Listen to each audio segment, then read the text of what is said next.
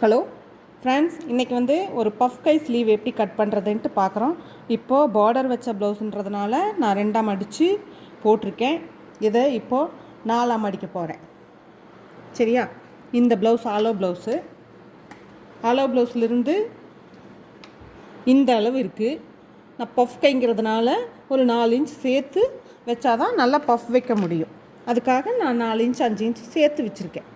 நீங்களும் அதே மாதிரி பஃப் ஸ்லீவ்னால் அவங்க எந்த அளவுக்கு ரொம்ப பஃபியாக இருந்தால் கேட்டாங்கன்னா ரொம்ப ஜாஸ்தியாக துணி விட்டு பஃப் கை பண்ணலாம்.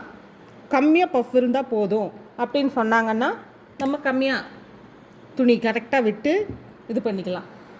அப்புறம் நெக்ஸ்ட்டு உயரம் தையலுக்கு 1/2 இன்ச்சு, மேலே தையலுக்கு 1/2 இன்ச்சு விட்டு மார்க் பண்ணியாச்சு. அதே சமயத்தில் இந்த பக்கமாக 3 இன்ச்சு குறைவாக குடஞ்சி கட் பண்ணணும்னு சொல்லியிருக்கேன். 3 இன்ச்சில் மார்க் பண்ணிக்கிறேன். மார்க் பண்ணிவிட்டு இப்படி ஒரு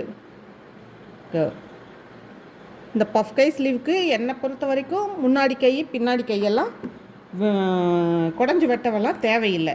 நெக்ஸ்ட்டு இந்த ப்ளவுஸு நான் ஸ்டிச் பண்ணும்போது உங்களுக்கு பஃப் கை எப்படி தைக்கிறது அப்படின்ற வீடியோவையும் போடுறேன். எல்லோரும் பாருங்கள். ஏதாவது சந்தேகம் இருந்துச்சுன்னா கமெண்ட்ஸில் கேளுங்க. Okay, thank you.